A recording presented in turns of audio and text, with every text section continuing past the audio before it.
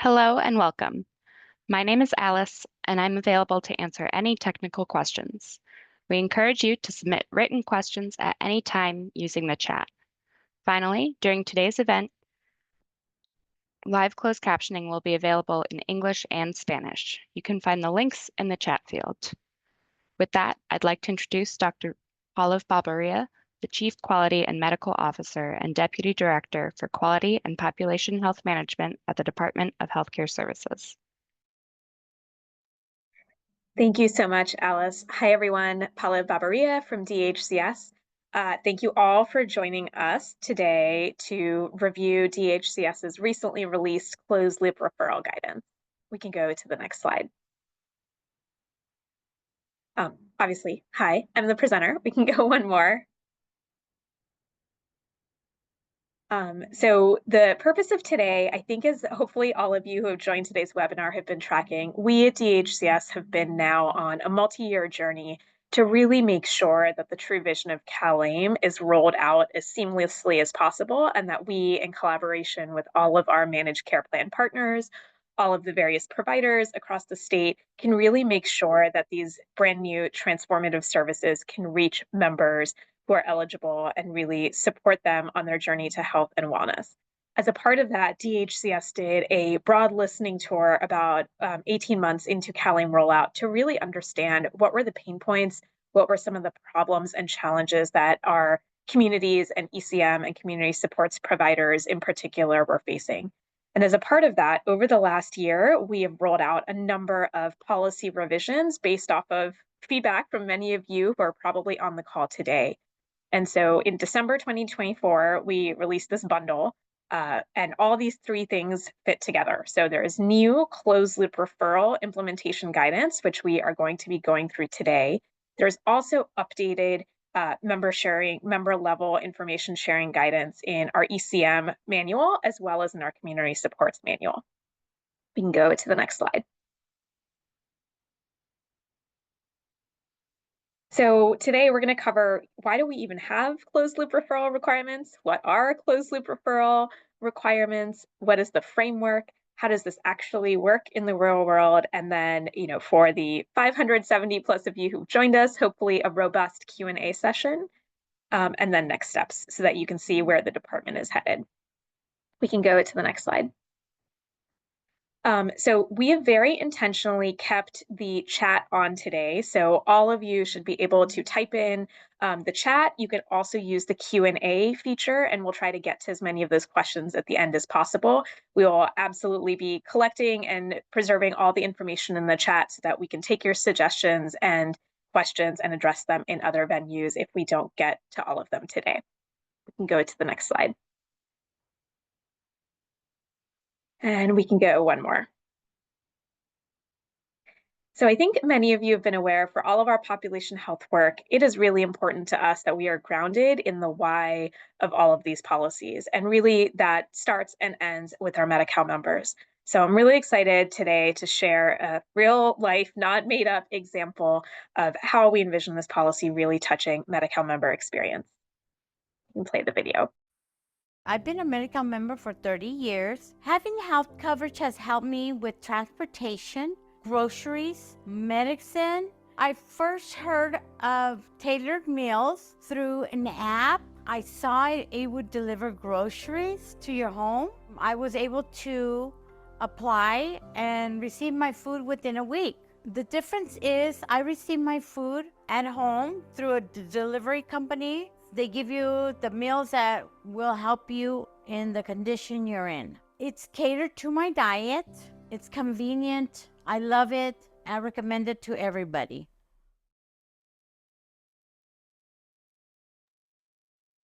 So this is a real life member who is receiving community supports through CalAIM.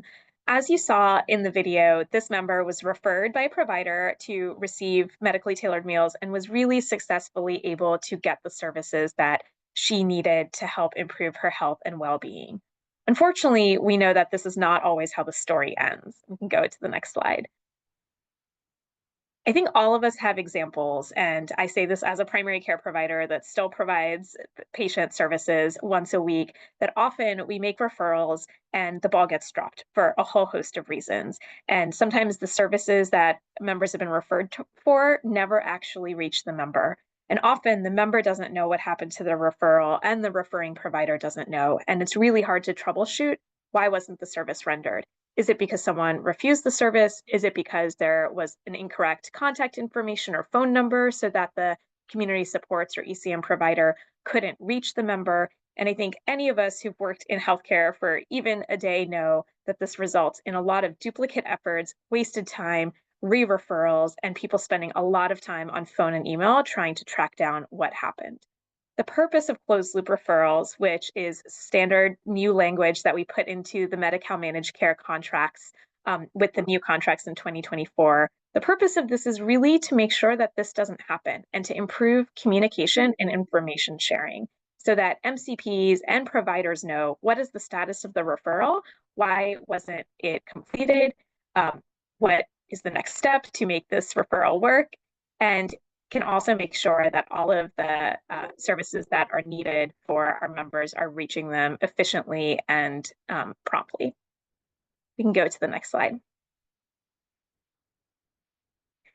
So the closed loop referral and existing MCP requirements. So already as a part of our population health management program, managed care plans are supposed to be tracking closed loop referrals for services that the plan does not provide and are sent outside of the plan. The new closed loop referral guidance gets really nitty gritty and specific about what exactly needs to be tracked, by when, and who needs to be notified about that, so that members can really, in a rapid fashion, get connected to services they need. And if for some reason something breaks along the way, we can make sure that is fixed and corrected as quickly as possible. We can go to the next slide. So today we're going to walk through the goals and definitions for the closed loop referrals. We've started, as you'll see, and as we walk through, with ECM and community supports, because these are new Medi-Cal services that are really critical to many of the members and directly came out of the listening tours that we did and a huge desire from members, providers, and ECM and community supports providers to make sure they knew what was happening with these referrals. We can go to the next slide. So the definition of a closed loop referral, I know this may sound basic, but there's a lot of back and forth and debate about this, is that when a referral is initiated on behalf of a Medi-Cal managed care member, that referral is tracked, supported, and monitored, and results in a known closure. And I'm going to sort of underscore that known closure. Known closure could be a number of different things. Either it means this was a success, the member actually got the services, or maybe the member didn't want the services. We provide the services, but at the end of the day, it is up to each and every member to decide if they want them and if they will benefit them and their family. And so sometimes the member declines. We also know that sometimes the service provider is unable to accept that member or reach that member. And so these are different examples of known closures, but that information isn't always communicated back to the individuals that need to know. So the goal of closed loop referrals is really, at the end of the day, to increase the number of Medi-Cal members who are successfully connected to services by improving the information that the MCP collects and tracks, and then also by addressing system-level gaps in referral practices and service availability. So, looking at those trends, are there a high rate of members declining? What is the demographic information? Is it because they speak a different language and maybe they don't have a linguistically concordant provider who can understand and meet their needs? Is it that a certain service provider is at capacity and unable to meet the needs of those members? So really looking at those systems level trends can help us figure out what's going on and why isn't ECM and community supports getting to everyone who is eligible and could benefit from these services. We can go to the next slide.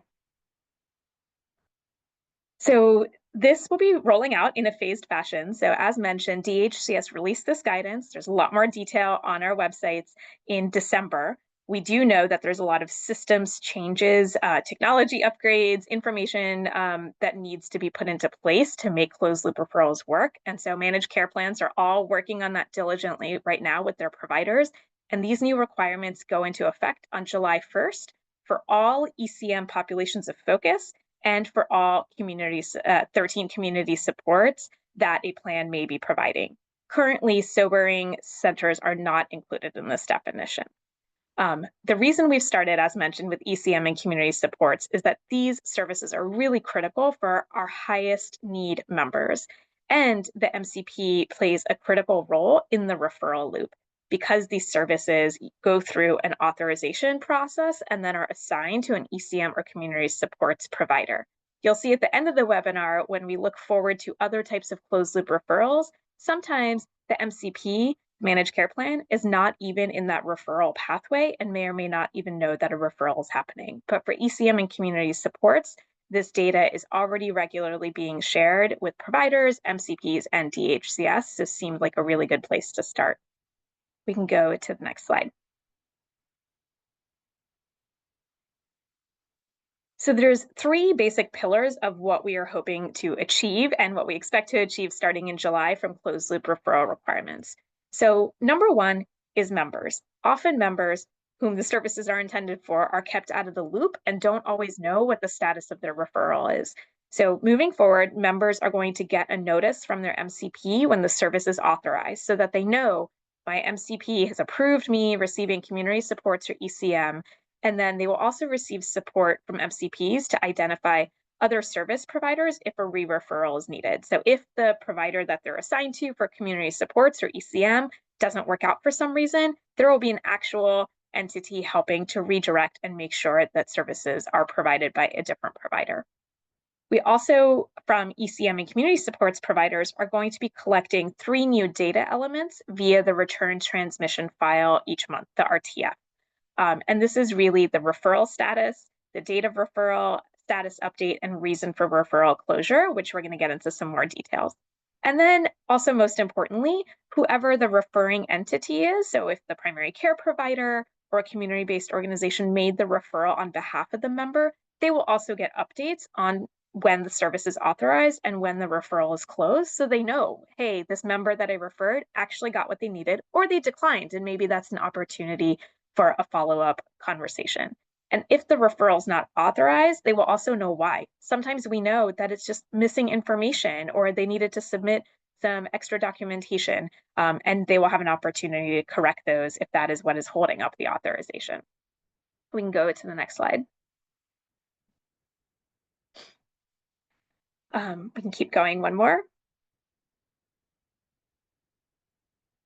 So as we rolled out these requirements, it was really important that we had a framework. Again, what is the purpose of this? How do we add these requirements without adding a lot of administrative burden? And the goal of this is not to generate more faxes and more paper that goes straight to the shredding bin. It is really to leverage modern day technology, electronic means, and making sure that we are effectively getting member services.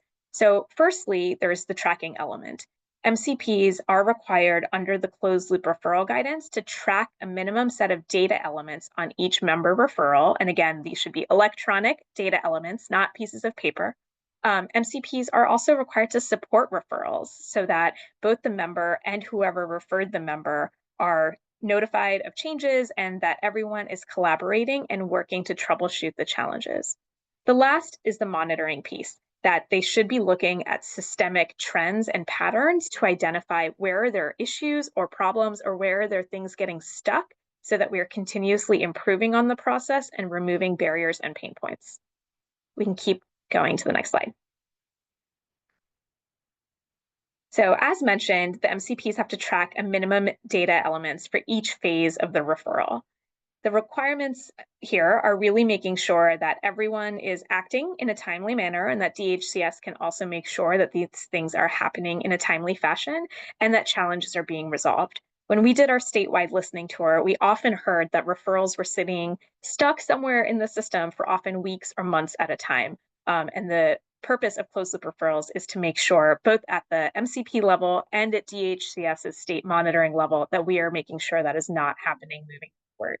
We recognize all of our managed care plans have their own systems and processes today. And so the DHCS, similar to other policies that we've issued, each managed care plan can choose what system they use to store data and process referrals to implement closed loop referral tracking requirements. DHCS has intentionally not selected a single statewide system to do this because we know the ecosystem is very different depending on what part of the state you're in, and we don't want to disrupt processes that are locally already working today. We can go to the next slide.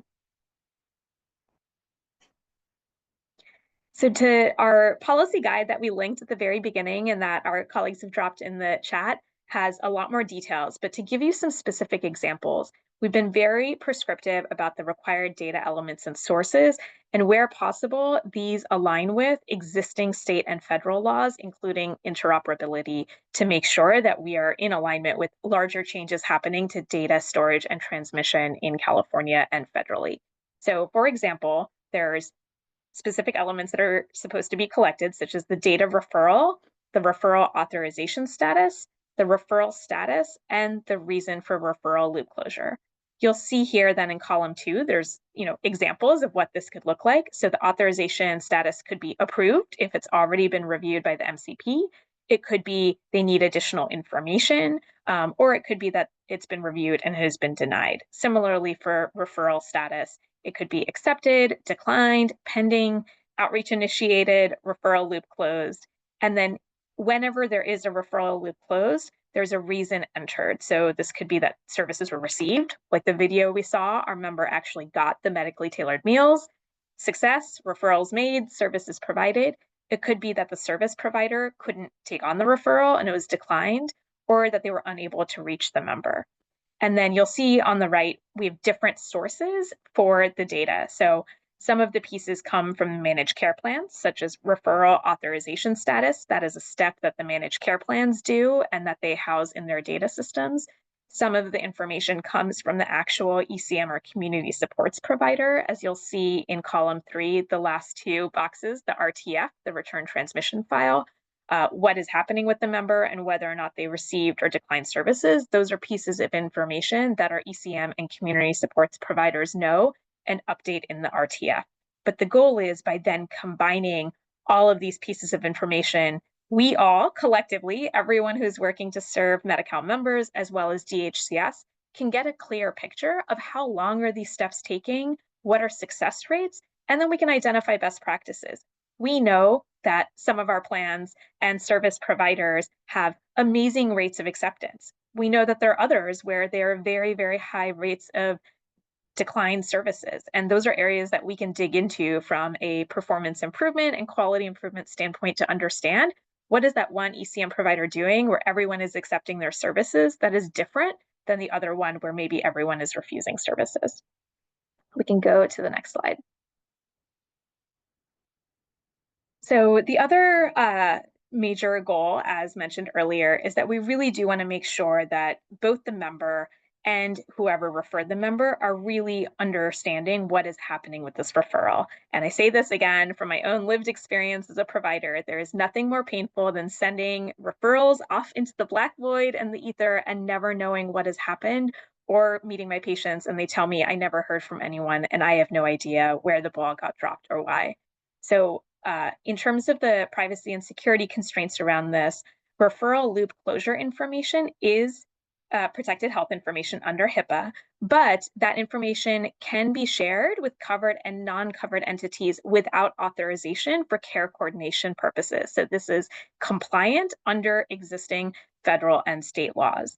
So both within the APL that is cited here, as well as in the policy guide, MCPs are required to notify members within 2 business days of when they decide a service is authorized or not authorized, so that the member knows, can they expect an ECM or community supports provider to show up and provide them services or not. The MCP is also required to notify the referring entity within 1 business day of making this decision. And again, that is an opportunity for whoever the referring provider or entity is to know, why was this approved, or this is approved and my member is going to get services, or maybe more information is needed, or this decision was not approved, and they can follow up and make sure that that is appropriate. And then MCPs are also required to share the referral loop closure. So that is actually what happened once the service was authorized and someone tried to go deliver it, with the referring entity within 2 business days of receiving that information from the ECM or community supports provider. And then we do require that MCPs use electronic methods to communicate the information above, because again, the goal is not that we are generating reams and reams of paper that goes straight to the shredding bin. I think all of us, most of us have been on the receiving end of those, and we know that they're highly ineffective. There is a provision that if both the receiving party and the MCP agree on a non-electronic method, that is allowed. There may be some cases where that is necessary, but it needs to be mutually agreed upon. We can go to the next slide. So for supporting pending and re-referrals, we also wanted to make sure that the systems improvements are happening along the way. So we are requiring in the policy guide that MCPs use this data that's collected to look at what is happening. And if there have been referrals that have been open for long periods of time without status updates, that they're following up with those ECM and community supports providers to understand, why is this referral still open? Were you unable to reach the member? Are you doing the effective outreach? Are you getting out into the field? And that we really want to make sure, again, that we're doing process improvement and learning lessons from those providers with more successful outreach and engagement rates, and then sharing and scaling those lessons across the networks over time. So MCP actions that we expect to take to support these referrals are looking at the data, following up with anyone who's an outlier and has large volumes of referrals that are still open and or they've been open for a really long time, really helping service providers to get additional contact information. We know that the data we have at DHCS for member contact information, usually filled in at the time of their application to Medi-Cal, often becomes outdated. People move, they don't always update their address, they may have a different phone number, their phone number may be disconnected. There are numerous sources of more up-to-date contact information available from providers, from HIEs, and really how are our plans supporting providers to use all of those pieces of information to outreach our members. And then MCPs also are required to have clear procedures for member follow-up and re-referral where the referral was declined because of service provider capacity. So if the MCP assigned the member to a community supports or ECM provider and that provider was full or couldn't take them on, the burden of reconnecting that member to the new service provider is really on the managed care plan and not on the member or the referring provider. And then DHCS at this point will not require a specific timeline or follow-up action because we know that some of these services take a while if you're doing asthma home modifications or housing deposits, but it is something that we will be looking at over time and looking at the data. We can go to the next slide. So the other big piece is really monitoring member referrals. So as we've said in other webinars, our number one goal for both ECM and community supports is that individuals who are serving Medi-Cal members and are trusted by our members are the ones putting in referrals to ECM and community supports on the members' behalf, or that the members are doing it themselves, because we know success rates and acceptance rates of these services are much higher when they are recommended by someone that is trusted by the member. And so MCP should be looking at the referral trends, seeing where they are coming from, what's working, what's not working, and then making sure that they are, again, scaling the best practices that they see and getting members connected to the right types of services. They're also required to look through the data that is collected through closed-loop referrals and look for any bottlenecks, barriers in terms of referring entities, internal operations, authorization timelines, and providers. And they're also expected to provide technical assistance to all referring entities and providers when there are consistent delays or issues, again, resulting in members not getting connections to services. So if there are certain service providers or types of services where the refusal rate is 80, 90%, that is a red flag that our MCPs will be required to dig into to understand why that is happening. We can go to the next slide. So we at DHCS will also be collecting this information. So beginning in July 2025, our managed care plans will be submitting monthly data submissions to DHCS using the existing JSON data submission process, which we are already using for ECM and community supports, that will allow DHCS to also look at the referral volume, timelines, closure reasons, and other quality measures and build that into our monitoring, technical assistance, and enforcement actions at the state. We can go to the next slide. So a few things that are unique requirements for both the ECM and community supports referrals that I think is useful to lift up. So one, there's streamlined authorization and closed loop referral tracking. So in cases where a member begins receiving ECM or community supports under a streamlined authorization process, MCPs still have to follow the referral tracking requirements outlined in the closed loop referrals. So I think many folks are tracking. We have a presumptive authorization policy that was also rolled out for ECM and community supports. Even with that presumptive authorization process, a referral is still put in. It just happens later, potentially, and the member can start receiving services earlier. But the closed loop referral process still applies, and the triggering event is that that referral is still initiated. And then for referrals from correctional facility pre-release care managers, I think as everyone is tracking as a part of our Justice Involved initiative, referrals are going to be made by whoever is providing pre-release services, whether that is the correctional facility or the pre-release care manager to anyone who is in custody prior to release. And then they will be making referrals to ECM and community supports providers for post-release services. And those are also subject to closed loop referral requirements. So even though the workflow is a little bit different for our JI individuals, the closed loop referral monitoring tracking process is still the same. You can go to the next slide. So I want to bring us back. I know that was a lot of information, and I think it's hard to put together sometimes without a practical example. So we're going to go back to our member whose video we saw at the very top of this webinar. We can go to the next slide. So this is an example where a primary care provider, like myself, initiates a referral for a member to receive the medically tailored meals community support. So I am in clinic, I see my patient, I think they would really benefit from medically tailored meals. So I put in the referral, fill out the form, send it to my managed care plan using our standardized referral form process. Then the MCP authorizes the service. In the first few days, they look at the member's eligibility and they authorize the services within 5 business days as required. They are then required within 2 days of that authorization to both notify the PCP about the authorization status, that they've reviewed the referral and they've authorized the medically tailored meals, within 1 business day, and then the member and caretaker within 2 business days, so that both the PCP knows this referral was a success, it's gone through, it's authorized, and that the member and their caretaker also know this is authorized and they can expect that outreach from the medically tailored meals provider. Then the MCP assigns the member to an appropriate medically tailored meals community supports provider and shares the information with them about the authorization status file. The community supports provider receives the information and does outreach to the member to offer the service and figure out what specific meal intervention is most appropriate for that service.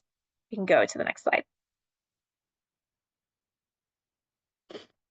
Then within a few more days, the community supports provider actually begins providing medically tailored meals to that member. So this is a successful referral, authorization, and service delivery process. Then once the service starts, that community supports provider, as a part of their RTF, the return transmission file, is going to make a status update saying that the referral loop is closed. And the reason for loop closure that they're going to pick is services received, because the member accepted the services have started flowing. And that is a part of the closed loop referral requirements. Then the MCP receives that return transmission file, and within 2 business days of receiving that information that yes, they have confirmation, the community supports provider actually got in touch with the member, medically tailored meals are now being delivered, the MCP will then update the PCP to close that loop and say, yes, your patient that you referred that was authorized is actually confirmed and successfully receiving medically tailored meals. And there will be electronic notice of this communication. And then by day 60, so again, there is a lag, but I will say, getting this information at DHCS within 2 months is better than a lot of the other data that we often get 6 to 12 to 18 months later. DHCS is going to get this data via the monthly JSON report that our managed care plans send to us, as well as reports from other community supports and ECM providers, so that we can see what has been happening to our members who were referred for community supports and ECM during that time and weave that into our monitoring processes. We can go to the next slide. Okay, we've made it to Q&A. I know that was a lot of information, so happy to go back, and I see the chat has been really active. So I am going to ask my colleagues on the call to lift up and see where we want to start for the Q&A portion. Great, thank you, Olive. Thank you for walking through all of this. We've had a lot of really wonderful questions in the chat. I think maybe the place I'll just start is there's a lot of interest in the new noticing requirements. Both, I think we're getting some questions from plans about operationalizing them, and then some questions from referring entities about how they can kind of expect to receive some of these notices and what to do. So maybe let's just start with just to like recap for everyone. We have notices that will go to members and notices that will go to referring entities. And Paula, what I would love for you to do is just reiterate that these referrals and those CLR requirements, they apply to all referral sources. Does it matter what the referral source is for these requirements to apply? No, and I think that's specifically why we brought in that HIPAA language. So it does not matter what the referral source is. Obviously, the example we had was from a primary care provider, but the referral source could have come from a school teacher. And the noticing requirements are the same, independent of the referral source. And for purposes of care coordination, which is what we are talking about here with closed loop referrals, the managed care plans are allowed to close the loop with both HIPAA covered and non-HIPAA covered entities such as schools, non-contracted, CBOs, other community groups. That's great. So that was one of the key questions here, which is, as a managed care plan, I think a little bit of concern about sharing this different types of information with different types of entities. And what you're saying is it's okay based on sort of DHCS's guidance and in this guidance to share with non-covered and covered entities because it's care coordination. Exactly. And obviously we do not want to share everything under the sun. We want to share the minimum necessary data, which is really outlined in the data elements in the policy guide. So you should not, and we are not asking anyone to share medical records, other things like that. It is really the specific elements that are outlined in the policy guide about what is the status of the referral and the authorization. Great. And maybe while we're on that, a few questions have come in about sort of the electronic sending of some of this. So we've gotten some questions about, is a fax allowed, or are there recommendations on different ways to do this? I think whenever we've talked through this, some of what we've said is like really having managed care plans navigate what the best fit is and hopefully sharing with each other. But do you want to say anything else about electronic message and the fax in particular here? So I'm going to say this publicly on this webinar. My aspiration for 2025, which I also had in 2024, is no fax and no PDF and no Excel files as methods of data transmission. So I encourage all of us to aspire to something higher than that. And so really, as we think about electronic data transmission, we are expecting over time for people to get to formats that are interoperability compliant using formats like USCDI, thinking about APIs and integrated data transfer that can happen between EHRs and MCP systems or other electronic systems. We recognize that depending on what the referral source is, for example, a school or a community-based organization, that may not always be possible, but where possible, really leveraging all of the requirements that are under interoperability is the preferred method. Yeah, that's great. Paula, as this policy rolls out, so it'll start July, right? It hasn't started yet. It'll start in July. As this policy rolls out, if you are a member or you're a referring entity and you think maybe you should have gotten some notice and you haven't yet, there have been a few questions about like, what would you recommend? What would I do? Do you have advice on sort of the set of steps someone might take in those cases? Absolutely. So again, this hasn't gone into effect yet. It will go into effect in July. We recognize it may be a little bumpy at the start. And so that feedback of, hey, I never got my notice or this isn't working is very critical to our managed care plans. So I would say if you're a referring provider or a member, well, let's say if you're a referring provider, your first stop should be the managed care plans. Every single managed care plan is required to have a website for ECM and community supports with referral information for all providers. So reaching out to that point of contact and trying to understand why didn't I get my notice and what's happening is the best step. If you're a member and you didn't get your notifications, following up with either the managed care plan or the provider or entity that referred you to help troubleshoot would be helpful. In the sort of vein of noticing, one of the things we talk about is for referring entity noticing, for member noticing, we also talk about this APL 2111, which is an all, for those not in the Medicaid speak, an all plan letter. What we're getting is some questions for plans about how the different noticing templates apply. I think, Paula, on this one, what I would say, I'd love for you to, if you have other thoughts, to welcome them. But I think on this one, what I would say is we definitely plan to answer these questions for plans. We've built out a good amount of content for the February 27th MCPTA call. So for that set of questions around how the noticing template should work and intersect, I think I would say wait till that MCPTA call. But is there anything you want to say on those, Paula, before we close that set of questions? I would just say, I know the devil's in the details. And so to everyone on this call, both our MCP partners and ECM and community supports partners, please continue dropping those types of questions in the chat. We know we have not thought of every single detail and possibility, and then we'll definitely work offline to issue FAQs or connect with all of you in other venues to make sure that we're getting the right guidance out. I'm kind of like triaging questions as they're coming in, Paula, so forgive me. But there is a question here about like somebody with a large DSNP population, duals population here. I think what we would say on those is, because it's right now, this applies to ECM and community supports and its managed care plans, it would be a referral to ECM or community supports that these would apply to, right? For the DSNP members. Anything else you want to say on the applicability to DSNPs of these requirements? Yeah, so right now our existing policy is that DSNP members are not eligible for enhanced care management, so they get those services from the DSNP. So these requirements technically don't apply there, but definitely we can take that up on a follow-up specifically for duals members. Great. We've had a few questions. So there are different populations that get referred for ECM, different populations that get referred for community supports. Deanne has asked a couple of questions about the justice involved population of focus for ECM.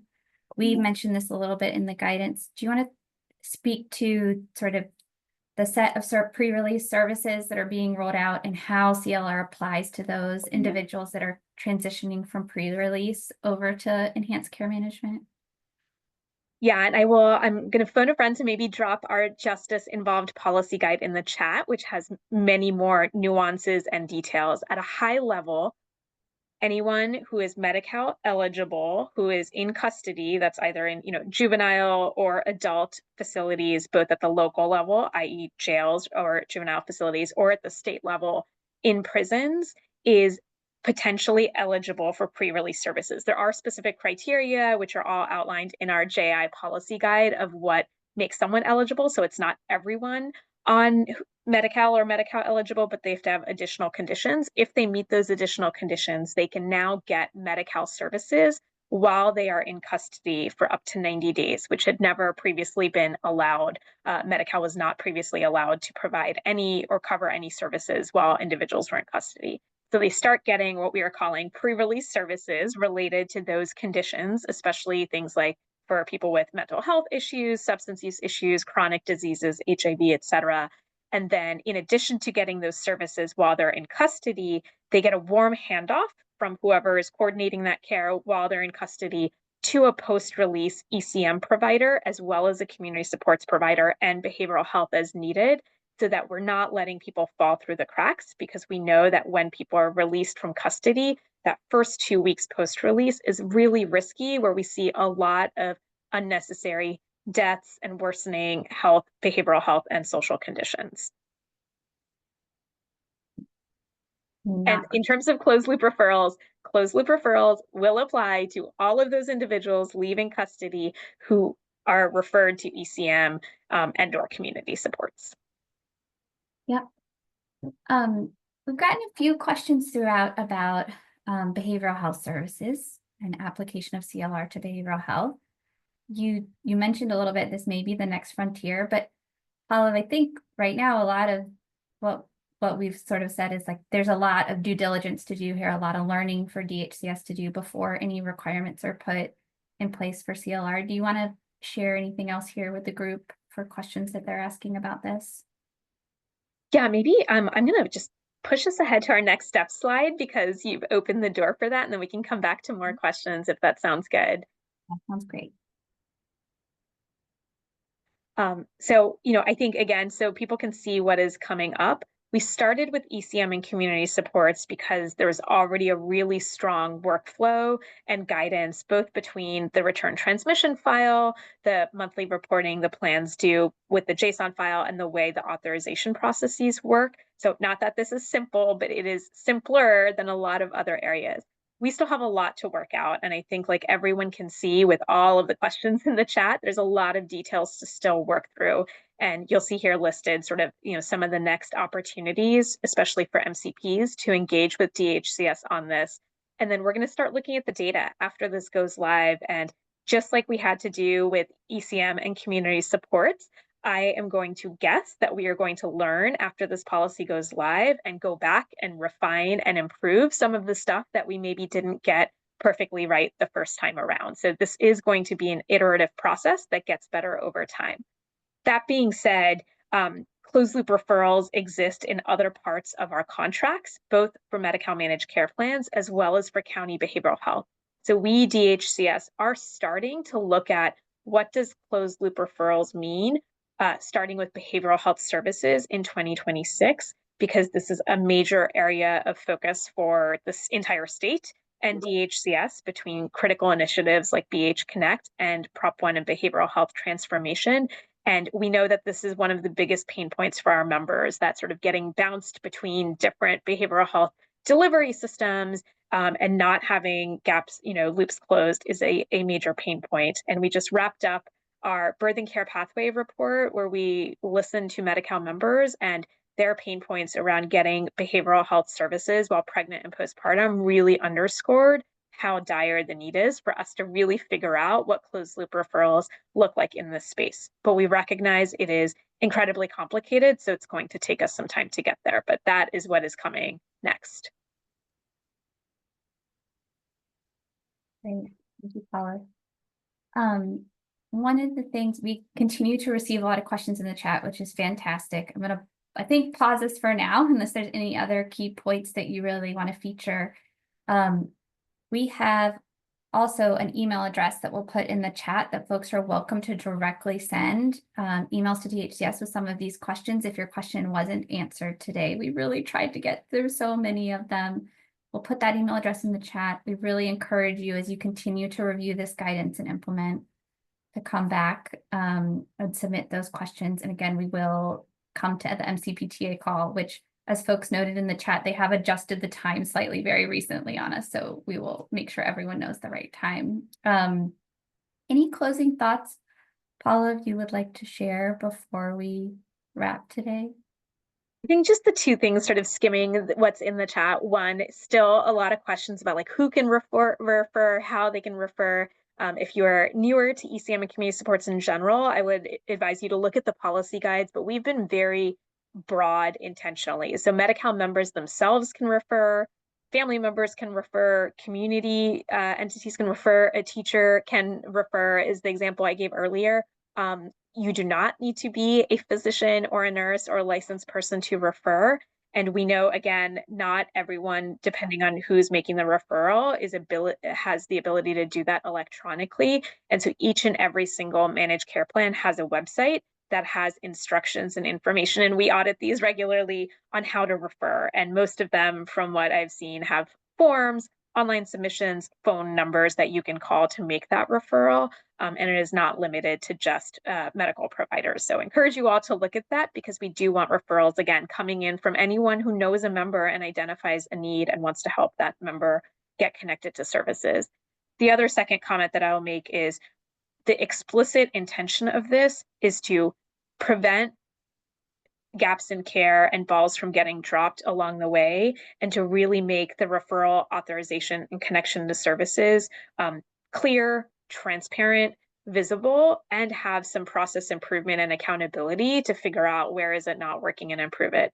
The goal is not to add another layer of administrative burden that is really getting in the way of patient care and service delivery. And so to the extent that any of you are having challenges with how to make this as automated and painless as possible, please reach out to us on the email. We know it's going to take some time to get there, but we expect these systems, yeah, it's going to be a little bit more reporting for sure, but to the degree possible, it should be automated and not causing a ton of extra administrative burden. Great. And thank you so much, Paula. And folks can see Lauren just put the email address where you can send questions. These go directly to the team that supports CLR, and we will try to respond to as many as we can if you continue to have questions.